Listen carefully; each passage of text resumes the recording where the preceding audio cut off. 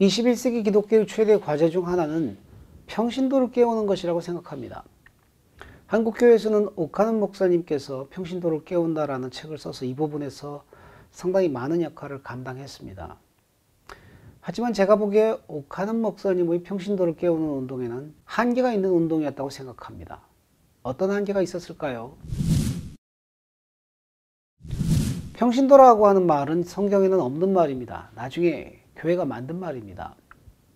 우리가 평신도라는 말을 할 때 그 말 속에는 세 가지 정도의 전제가 깔려 있습니다.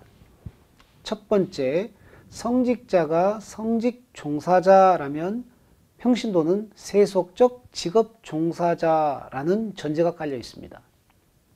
둘째, 평신도는 성직자의 지도를 받아야 하는 열등한 신자라는 전제가 깔려 있습니다. 셋째, 평신도는 매주 예배 참석을 해야 하는 의무가 있고 헌금과 봉사를 하는 교회의 자원이라는 전제가 깔려 있습니다. 하나씩 살펴보겠습니다. 첫째, 성직자는 성스러운 일을 하는 사람이고 평신도는 세속적인 일을 하는 사람이다. 여기에는 성속 이분법이 깔려 있죠.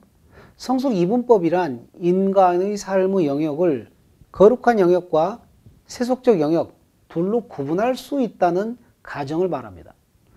성속 이분법은 흔히 플라톤의 영육 이원론에서 왔다고 말합니다. 그래서 인간의 활동을 성스러운 일은 영적인 일이고 세속적인 일은 육적인 일로 나눕니다. 하지만 성속 이분법은 플라톤이 태어나기 훨씬 전부터 있었던 것입니다. 거의 모든 종교가 탄생할 때부터 작동하는 종교의 작동 원리가 바로 성속 이분법입니다. 아주 단순하게 말하면 종교란 뭐냐? 성스러운 장소에서 성스러운 사람이 성스러운 일을 하는 것을 말합니다. 성스러운 장소는 어디겠어요? 신전이죠. 성스러운 사람은 사제입니다. 신전에서 사제가 하는 성스러운 일은 뭐겠습니까? 제사죠. 신전, 사제, 제사는 종교를 구성하는 3대 요소입니다. 그리고 이 세 가지 요소에 의해서 종교가 작동합니다. 그런데 이 작동 원리가 기독교에 영향을 미치게 된 것입니다. 그래서 성스러운 장소에서 성직자가 성스럽게 예배를 드리는 것이 기독교라는 종교로 알려지게 되었습니다.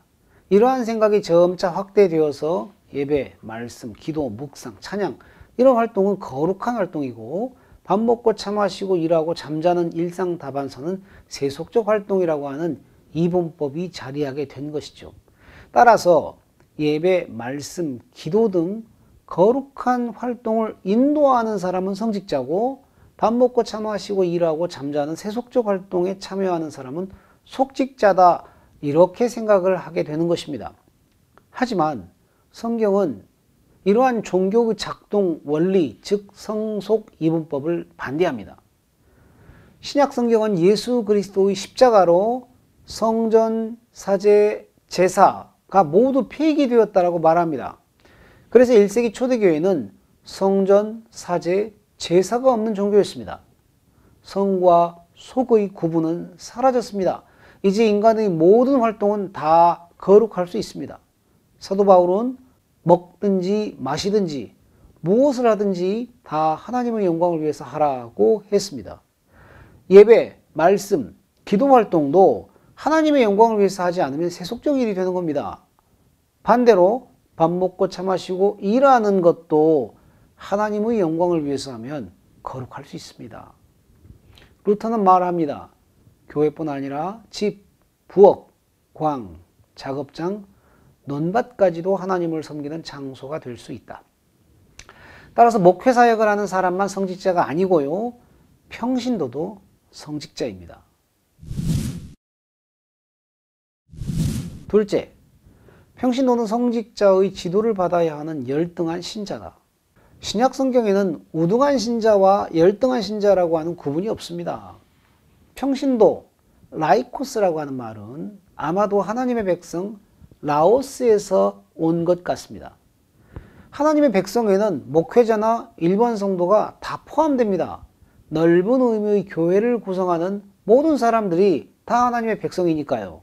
그래서 하나님의 백성에는 목회자, 평신도라고 하는 구분 자체가 존재하지 않습니다. 그런데 1세기 말 로마의 클레멘트 주교가 라이코스, 즉 이 평신도라고 하는 말을 성직자보다 열등한 신자라는 의미로 처음 사용합니다. 이때 이제 평신도라고 하는 말이 생겨나게 된 것이죠. 2세기 안디오고의 주교 이그나티우스는 주교가 있는 곳에 교회가 있다라고 말했는데 신자가 아무리 많이 모여 있어도 주교가 없으면 교회가 아니라고 말한 셈입니다.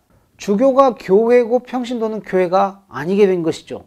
심지어 그는 주교가 지역교회의 왕과 같다, 이렇게 말했어요. 그러니까 교회 안에서 평신도는 주교의 백성이 되는 것이죠. 3세기가 되면 기독교 예배를 미사라고 부르게 되는데 이것은 제사라는 의미가 있습니다.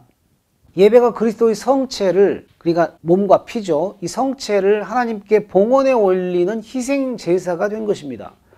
그러자 성직자는 제사장, 즉 사제, 프리스트가 되었습니다.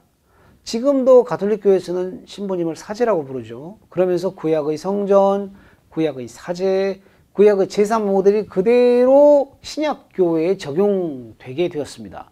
4세기가 되면 교회당은 성당이 되죠. 빵과 포도주는 거룩한 제물이 되고 예배는 제사가 되었습니다. 성직자는 사제가 되었고요. 그래서 사제가 성당에서 제사를 집리하게 됩니다. 사제는 하나님과 평신도의 중간에 서서 평신도의 죄를 하나님께 고하지요. 그리고 하나님께서 내려주시는 사죄의 은총을 마술처럼 평신도에게 수여해 주는 존재가 되었습니다.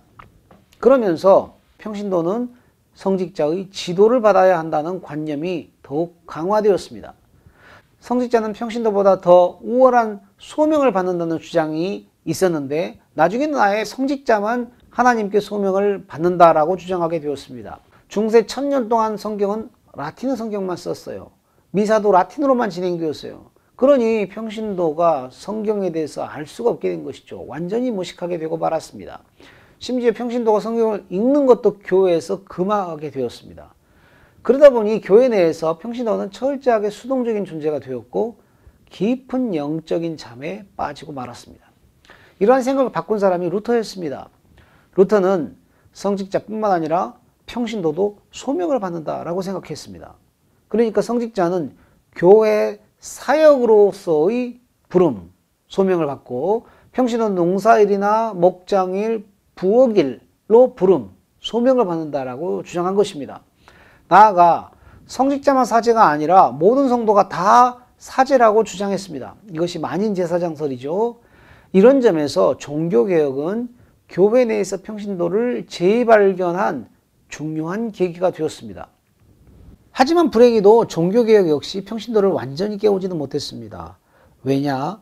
개신교회는 예배에서 설교를 너무 중요하게 강조하다 보니까 설교를 잘하는 목회자가 설교를 잘할 줄 모르는 평신도보다 더 우위에 있다라고 하는 새로운 주장을 하게 된 것입니다. 중세 가톨릭 교회와 비슷하게 개신교회도 주의 기름 부음을 받은 목사만 강단에 설 수 있다고 가르칩니다. 특별히 주일 대예배 강단은 담임 목사만 설 수 있다, 이런 식으로 가르치게 된 것이죠. 그러다 보니 평신도는 회중석에서 계속 목사님의 가르침을 듣기만 하고 잠에서 깨어나지 못하게 된 것입니다. 이것이 아직까지 바뀌지 않은 채 오늘에 이르고 있습니다. 다시 말하지만 성경에는 더 우월한 신자와 열등한 신자라고 하는 구분이 존재하지 않습니다. 고린도전서 12장에서 바울은 교회를 그리스도의 몸에 비유합니다. 그 몸에서 우월한 지위, 즉 머리는 목회자나 성직자가 아닙니다. 교회의 머리는 예수 그리스도십니다. 그리고 목회자든 평신도든 교회의 모든 성도는 몸의 지체들로 다 똑같습니다. 각각의 지체는 다 제 역할이 있지요. 눈은 보는 역할, 입은 말하는 역할, 손은 물건을 쥐는 역할, 발은 걷는 역할. 그러니까 교회 안의 모든 성도는 다 나름의 역할을 하는 지체들입니다. 그리고 그 역할에는 우열이 없습니다. 한마디로 교회는 모든 지체가 평등한 은사 공동체입니다. 셋째, 평신도는 매주 예배 참석을 해야 하는 의무가 있고 헌금과 봉사를 하는 교회의 자원이다. 한마디로 평신도는 교회에 돈과 노동력을 제공하는 자원이라고 하는 가정인데요.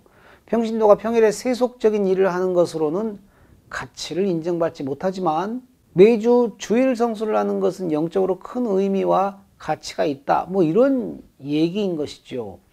또 교회에 와서 헌금을 하고 봉사나 전도와 같은 영적인 일을 하면 더 많은 가치를 인정받을 수 있다는 얘기입니다. 이것은 평신도가 모이는 교회의 일원으로 감당해야 할 책임과 의무를 강조하는 말입니다. 하지만 이러한 주장은 평신도가 교회 안에서 주도적인 역할을 하기보다는 허드렛 일에 가까운 의무를 감당하는 자원으로 소비되어도 좋은 것처럼 말합니다. 교회 내에 허드렛 일이 쓸모없다 이런 얘기가 아니고 평신도의 능동적 참여를 제한함으로써 교회 안에서 평신도의 수동적 역할을 계속 강화하고 유지하게 만든다 이런 얘기입니다. 그러니까 한마디로 평신도는 교회를 지탱하기 위한 존재로 간주되는 것입니다. 옥하는 목사님의 평신도 운동은 이러한 평신도의 수동적 역할을 보다 능동적으로 바꾸도록 만드는데 상당한 기여를 했습니다. 그래서 평신도가 비신자를 교회당으로 끌고만 오는 전도가 아니라 복음을 직접 선포하고 전할 수 있도록 무장시켰습니다. 또 제자훈련을 통해서 평신도가 비신자나 초신자를 양육할 수 있도록 준비시켰습니다. 한마디로 평신도에게 작은 목회자의 역할을 할 수 있게 해준 것이지요. 이것은 평신도를 그저 단순히 회중석에 앉아서 목사가 가르치는 것을 듣고 배우기만 하는 성도가 아니라 좀 더 능동적이고 적극적으로 교회 내에서 사역을 하도록 만든 것입니다. 그래서 평신도도 말씀을 연구하고 성경 공부도 가르치고 소그룹도 인도하게 만들었습니다. 이렇게 해서 평신도를 깨운 것입니다. 하지만 이러한 평신도 운동은 한계가 있었습니다. 여전히 목회자와 평신도를 구분하는 그 한계가 있었던 것입니다. 평신도가 깨어나기는 했으나 교회를 성장시키는데 동원되는 존재로만 깨어난 것입니다. 한마디로 반만 깨어난 것이죠. 그러다 보니 평신도 운동은 담임 목사 중심의 교회의 위계 질서도 별로 바꾸지 못했습니다. 담임 목사는 여전히 제왕적인 위치를 계속 유지하게 되었습니다. 평신도와 목회자의 관계가 은사 공동체 안에서 평등하게 재정립되지 못한 것입니다. 결국 평신도는 교회를 지탱하는 교회의 자원이라고 하는 기존의 전제는 별로 크게 바뀌지 않았습니다. 그런데 기존의 평신도 운동은 보다 더 큰 한계가 있었습니다. 그것은 기존의 평신도 운동이 지나치게 모이는 교회 중심이었다는 것입니다. 결국 교회는 모여서 예배드리는 종교 모임이고 그 종교 모임을 지탱하기 위해서 평신도에게 더 많은 역할을 위임하는 것이 기존의 평신도 운동의 한계였습니다. 평신도가 깨어나야 한다고 했을 때 이것은 흩어지는 교회에서 평신도의 정체성과 역할을 새롭게 제시해야 한다는 말입니다. 그러나 그렇게 하지 못했죠. 교회는 주일날 예배드리기 위해서 모이는 교회만 교회가 아닙니다. 평일에 삶의 현장으로 흩어진 그것도 교회입니다. 왜냐? 목회자가 존재하는 곳뿐만 아니라 신자가 존재하는 곳에도 교회가 존재하기 때문이죠. 그래서 일터와 일상의 영역에도 신자가 존재한다면 그곳에 교회가 세워질 수 있다는 것입니다. 그러면 흩어지는 교회에서 신자는 뭘 해야 합니까? 교회를 떠받듭니까? 아닙니다. 세상을 떠받들어야 합니다. 성경이 말하는 그리스도인은 교회를 떠받드는 존재가 아니라 세상을 섬기는 존재, 세상을 떠받드는 존재입니다. 그래서 예수님은 너희는 세상의 빛이다, 세상의 소금이다 라고 하셨지 않습니까? 또 아버지께서 나를 보내신 것 같이 나도 너희를 보내노라 라고 하셨는데 어디로 우리를 보내신다는 것이지요? 세상으로 보내신다는 것입니다. 하나님이 세상을 이처럼 사랑하사 독생자를 주셨으니 하나님이 세상을 사랑하셔서 예수 그리스도를 보내주셨다는 거예요. 그러니까 하나님의 모든 관심은 교회가 아니라 세상에 있습니다. 그러니까 우리 그리스도인은 세상 속으로 보냄을 받은 것입니다. 하지만 우리 그리스도인은 세상 속에 있으나 세상에 속하지 않은 존재로 살도록 부름받았습니다. 그 세상 속에서 세상에 속하지 않음으로 세상을 섬겨야 합니다. 어찌 보면 하나님의 관점에서는 모이는 교회보다 훨씬 더 중요한 것은 흩어지는 교회라 그 말입니다. 그 흩어지는 교회에서 주인공은 누구겠습니까? 목회자이겠습니까? 아니죠. 평신도입니다. 그러니까 평신도는 단순히 모이는 교회의 자원으로 소모되는 존재가 아니고 흩어지는 교회의 성직자요 사역자인 것입니다. 관건은 평신도가 흩어지는 교회에서 어떻게 세상을 섬길 것인가 하는 것이 되겠지요.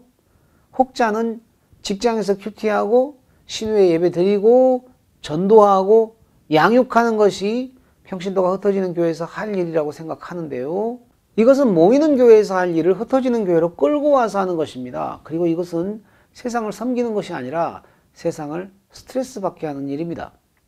흩어지는 교회에서 평신도가 세상을 섬기는 것은 그가 하는 일을 통해서 하는 것입니다. 그의 일의 동기와 방식을 통해서 세상을 섬겨야 합니다. 또 평신도가 세상에 존재하는 방식을 통하여서 세상을 섬겨야 합니다. 그리고 바로 이것을 가르치고 지도하는 것이 모이는 교회에서 이루어져야 할 일이고 진짜로 평신도를 깨우는 일입니다.